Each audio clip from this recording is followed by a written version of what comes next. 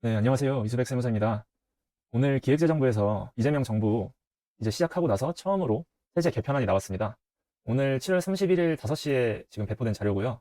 이 세제 개편안에 대해서 어떤 부분이 좀 주요하게 바뀐 부분이 있는지 살펴보도록 하겠습니다. 일단 지금 이재명 정부 첫 세제 개편안이고요. 전반적으로 보면은 기존에 한 며칠 전부터 얘기가 나왔었던 그런 틀에서 크게 바뀐 부분은 없어요. 여기 빨간색 켜놓은 부분들 보면은 주식 양도소득세 대주주 기준 환원, 증권거래세율 환원, 이 대주주 기준을 50억에서 10억으로 또 낮추겠다고 얘기를 했었죠. 이 부분이 금융투자소득세가 없어지면서 다시 원래대로 환원을 한다는 의미입니다. 증권거래세율 같은 경우에도 금투세에서 거둘 수 있었던 세수를 걷지 못함으로써 발생하는 세수 손실에 대해서 다시 이제 원래 세율대로 돌아간다는 그런 의미고요. 법인세율 또한 지금 9%, 19% 이런 식으로 진행이 되고 있는데 공전처럼 10%, 20%, 즉 1% 다시 업을 시킬 예정입니다. 이 부분들이 지금 당장부터 시행되는 건 아니고요. 이제 세제 개편 아니기 때문에 내년에 세법 개정을 통해서 확정이 되게 되면은 내년부터 이제 시행이 되게 되는 겁니다. 그리고 고배당 기업에 대한 배당소득 분리과세 도입.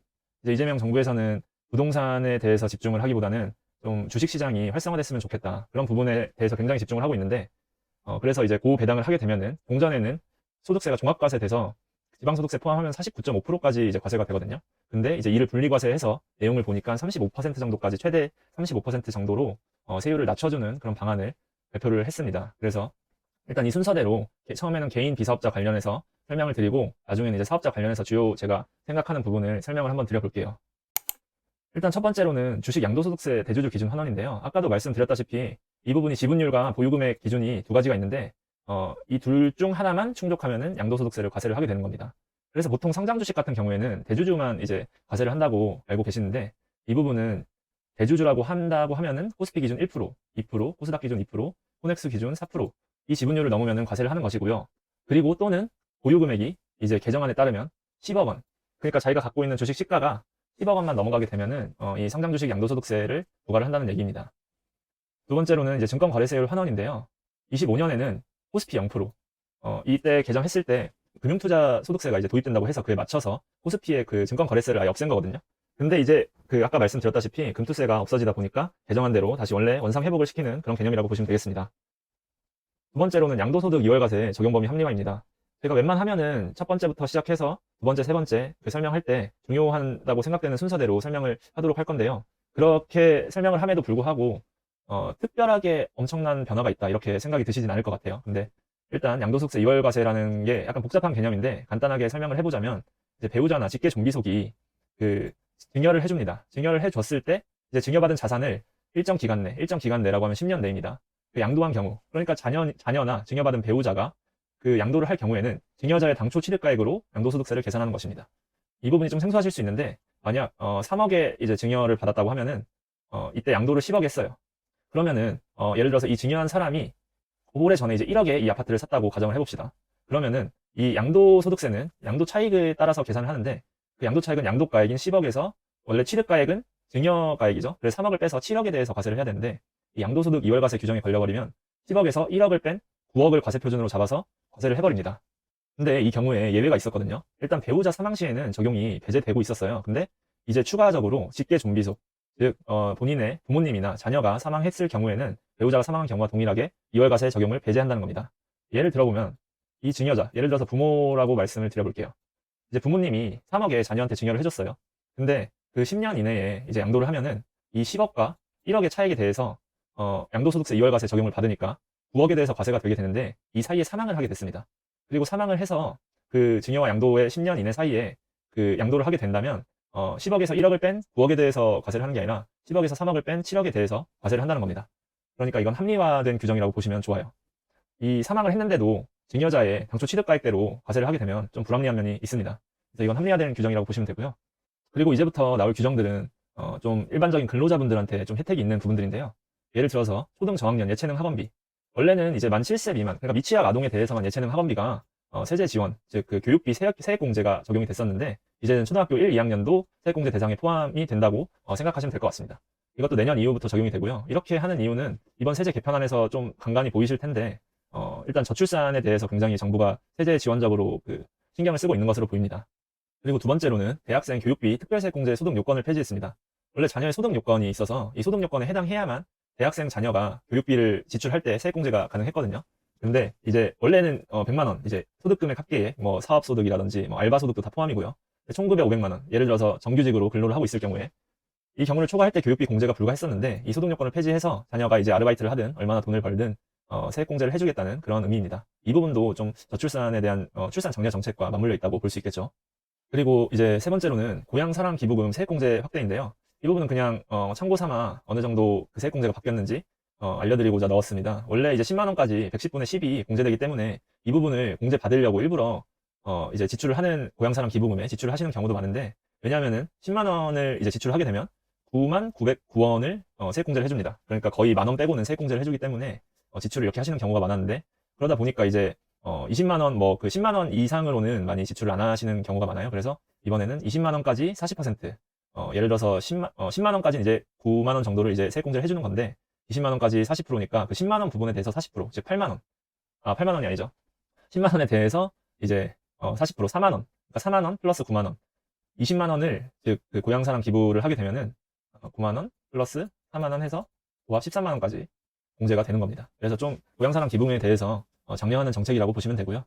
그리고 다음으로는 이제 월세 세액공제 적용 대상자와 대상주택 확대인데요. 일단 이 뭐 두 가지가 그 공통으로 되어야 이제 세액공제 받는 부분은 아니고, 일단 대상자 부분 먼저 볼게요. 그럼 근무 목적 등으로 주거를 달리하는 부부에 대해서 각각 월세 세액 공제를 허용합니다. 이제 합산 한도 연 1,000만 원인데, 현대 세대주는 이제 그러니까 현재는 세대주는 이제 1인만 공제를 가능했는데, 이제는 그 세대주와 세대원임에도 불구하고 주거를 달리하고 있을 경우 주거를 달리하는데 월세액을 지출하고 있을 경우에는 합산 한도에서 연 1,000만 원, 1,000만 원을 공제를 해준다는 겁니다. 그래서 세액 공제 이제 한도가 늘어나게 되었고요. 이 대상주택은 또 별도로 보시는 게 맞는데, 3자녀 이상인 경우에는 적용 대상주택 규모가 상향되었습니다.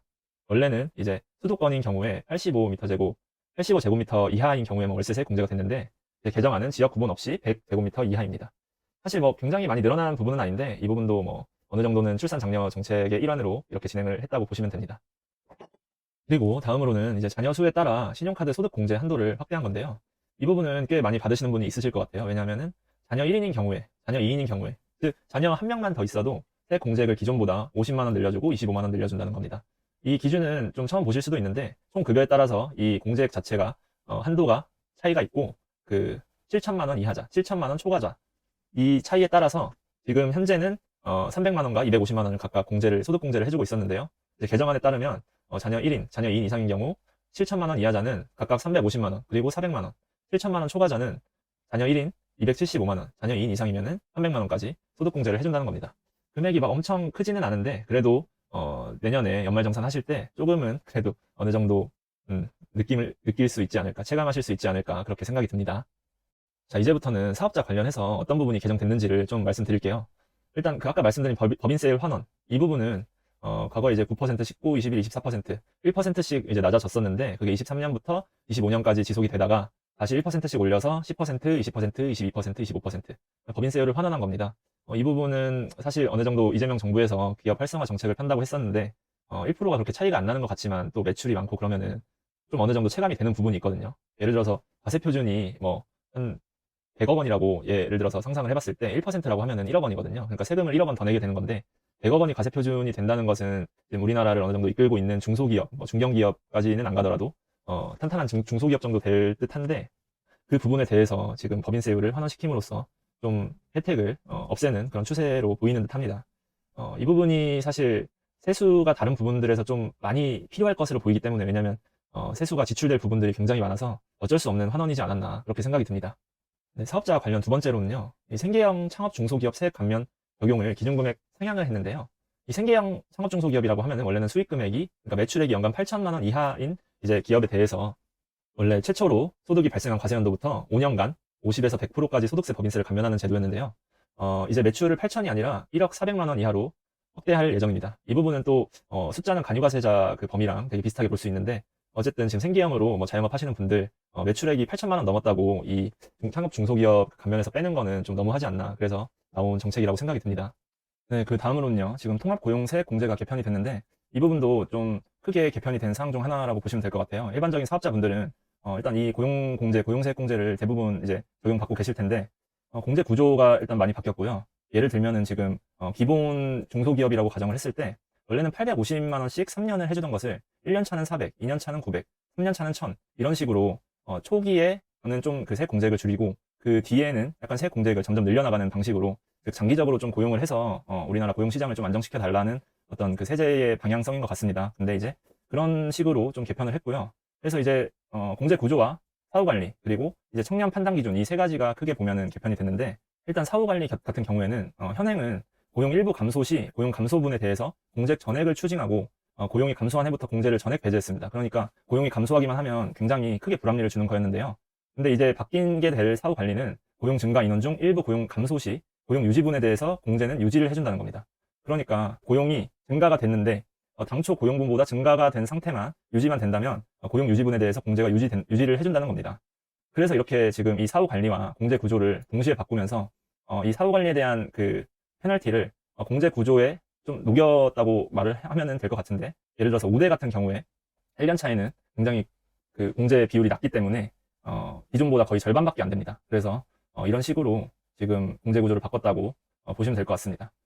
청년의 판단 기준 같은 경우에는 원래는 이제 해당 과세연도 기준 예를 들어서 1년 차 때는 청년이었다. 근데 2년 차 때는 청년이 아닌 나이가 되면은 이제 청년에서 빼고 일반 그 공제 금액으로 들어가게 되는데 이제 바뀐 기준은 근로계약 체결 당시에만 19에서 34세에 해당한다면은 뭐 2년차 공제든 3년차 공제든 똑같이 청년을 기준으로 700, 1600, 1700 이런 식으로 공제를 해준다는 겁니다.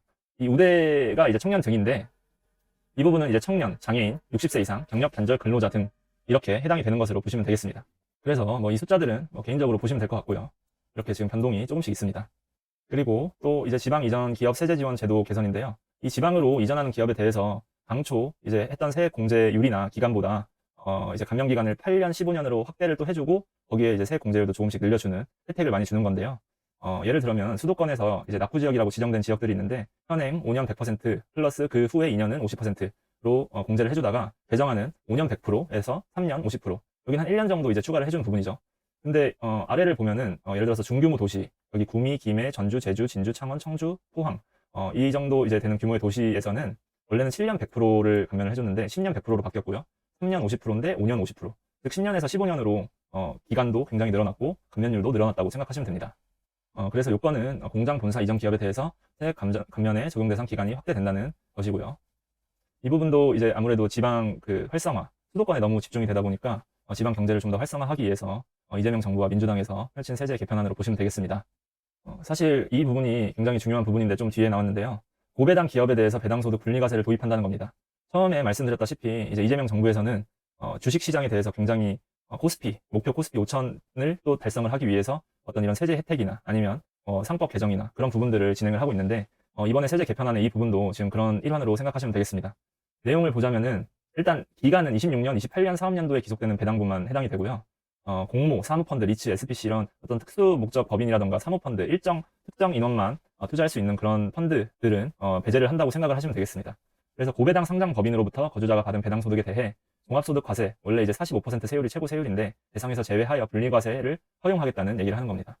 적용 요건은 지금 전년 대비 현금 배당액이 증가해야 됩니다. 그리고 배당 성향이 40% 이상이어야 됩니다. 즉 이익잉여금으로 이제 넘어가는 부분에서 40% 이상 정도는 배당을 해라 그런 말이고 혹은 이제 20% 이상 및 직전 3년 평균 대비 5% 이상 배당 증가하는 상장 법인입니다. 어쨌든 배당을 많이 하는 이제 법인들에 대해서만 이 적용세율이 적용이 되는 거고요. 그래서 대상은 이제 현금 배당액만 해당이 되고 이제 주식 배당이나 다른 여타 배당 같은 경우에는 적용이 되지 않습니다. 적용 세율이 가장 중요한 부분인데 2천만 원 이하 14% 여기까지는 똑같고 2천만 원에서 3억 원까지 20% 3억 원 초과 35% 이렇게 지금 종합소득세 종합세율에서 분리과세로 적용을 해준다는 겁니다. 분리과세를 적용받게 되면 굉장히 좋은 점은 배당을 얼마를 받아도 이제 35%까지만 이 배당에 대해서는 과세를 하게 되는 거예요. 그래서 그 부분은 굉장히 좋은 부분이고 정리화돼야 될 부분이라고 생각이 듭니다. 그리고 이제 아래 있는 투자 상생 협력 촉진 세제 개편은 이 부분이 이제 배당을 받는 사람들한테 초점을 맞췄다면 여기는 배당을 하는 이제 데 초점을 맞췄는데 여기는 좀 강제력을 띈 겁니다. 기존에 그 배당을 안 하게 되면은 20%를 그 추가 과세하는 제도가 있었는데 그 상호 출자 제한 기업 집단만 이건 해당이 됩니다. 보통 그 말하는 재벌 기업들을 생각을 하시면 될 것 같은데 너네 배당 안 하면은 지금 이만큼 더 환류를 하겠다. 그러니까 더 세금을 걷겠다는 거죠. 그래서 지금 기존의 비율보다 더 늘어나서 그 재벌 기업들, 특히 재벌 기업들의 더 배당을 장려하는 정책이라고 보시면 되겠습니다. 자, 이제 다음은 또 국가전략기술 AI 분야 세부기술 및 사업화 시설 신설 및 미래형 운송 이동수단 분야 세제 지원 확대인데요. 이 부분은 또 요새 전 세계적으로 뭐 AI 굉장히 뭐 투자적으로도 그렇고 실제로 사용할 때도 뭐 이걸로 인해서 전 세계 산업이 재편된다 그런 부분들이 얘기가 많은데, 그래서 우리나라에서도 지금 인공지능 부분을 이제 세공제 해주고자 이렇게 세부 기술을 정의를 했고요. 생성형 뭐 AI, 에이전트 AI, 학습 및 추론 고도화 기술 이런 여러 가지 인공지능들에 대해서 세제를 지원하겠다는 겁니다. 그러니까 이 부분을 지금 국가전략 세부기술 대상으로 삼아서 일반 이제 공제율이 뭐 2에서 25%, 신성장 원천 기술은 20에서 40%라고 한다면 국가전략기술은 30에서 50% 정도 이제 세액 공제를 해주는 거거든요. 그렇게 지금 연구개발비를 공제를 해주는 거는 연구개발비의 30%, 50% 이제 공제를 해준다는 거고, 투자 세액 공제, 이제 시설 투자를 하는 경우에는 15에서 50% 정도 공제를 해준다는 겁니다. 이 부분을 이 기존의 어떤 세액 공제율을 적용하지 않고 새롭게 정의를 해가지고 국가 전략 기술에 포함해서 더 높은 세액 공제율을 적용하게 되는데, AI가 지금 좀 우리나라가 발전 속도가 약간 느리기 때문에 이 부분이 얼마나 이제 도움이 돼서 발돋움이 될지는 모르겠지만 좀 더 기술 발전이 이 세제 혜택을 조금이라도 받아서 빨리 됐으면 좋겠네요. 네, 마지막으로는 주택 건설 사업자한테만 해당되는 내용인데요. 이 주택 건설 사업자가 원래 멸실 예정 주택, 즉 이 주택을 사서 주택과 땅을 사서 멸실을 해서 새로운 주택을 짓는 사업을 하는 거기 때문에 멸실 예정 주택을 취득을 하면은 종부세 합산 배제, 몇 채의 주택이 있더라도 여기 이 예정 주택에 대해서는 종부세를 부과하지 않겠다고 이제 진행을 하고 있었는데, 주택 건설 사업 목적의 멸실 예정 주택으로 3년 내 멸실되지 않으면은 이 주택은 다시 합산 배제 요건 미충족으로 봐서 종부세를 추징하도록 개편을 했습니다. 이 부분은 뭐 특정 그 사업자분들한테만 해당이 되겠지만 중요한 주제라고 생각이 들어서 선정을 해봤습니다. 네, 오늘 세제 개편안 어떻게 보셨나요? 이 원래는 세법 개정안이라고 하는데 세제 개편안이라고 이름도 바꿀 만큼 되게 본격적으로 뭔가 세제 개편을 하겠다는 의지를 저는 좀 받았었는데, 사실 실상을 좀 까고 보니까 기존에 어느 정도 이렇게 되겠다 하는 부분들 빼고는 크게 바뀐 부분들은 없는 것 같아요. 근데 이제 원래 크게 개편이 되겠다는 그런 세제 개편안들은 이미 뭐 빠지지 않고 다 나왔고요. 그리고 제가 좀 더 추가적으로 설명드린 부분은 뭐 양도세 2월과세 적용 범위가 이제 직계 좀비속이 추가되었다, 뭐 이런 부분들이나 합산배제 요건 미충족 시 종부세가 추징되는 대상 추가, 주택건설 사업, 조금 어느 정도 주변에서 적용될 수 있는 케이스들이 있는 경우에는 추가적으로 설명을 했고요. 그리고 실제로 근로자분들이나 일반 개인분들이 이제 좀 체감을 느낄 수 있을 만한 세액공제들, 저학년 1, 2학년을 대상으로 세액공제를 적용을 해준다거나, 대학생 교육비 특별 세액공제, 대학생이 알바를 하더라도 세액공제를 해준다거나, 월세 세액공제 대상주택을 좀 확대해 준다거나, 다자녀인 분들에게 어느 정도 세제 혜택을 좀 확대하는 부분들이 있었습니다. 그럼에도 불구하고 제가 생각했을 때는 그렇게 큰 혜택이라고 생각이 들진 않아요. 이게 아무래도 정부에서 지금 세수를 많이 확충을 해서 그 세수에 대해서 기본소득으로 나눠준다거나 이런 부분을 방향성으로 가려고 하기 때문에 세제를 혜택을 주는 방향은 많이 없지 않았나. 오히려 좀 더 굵직굵직한 개편들을 보면은 다 세금을 좀 더 걷는 쪽으로 개편이 나지 않았나, 이렇게 종합적으로 분석을 해볼 수가 있겠습니다.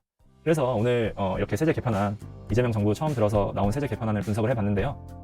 한번 도움이 되시는 부분들만 보시고 도움이 되셨다면 좋아요, 구독 부탁드리겠습니다.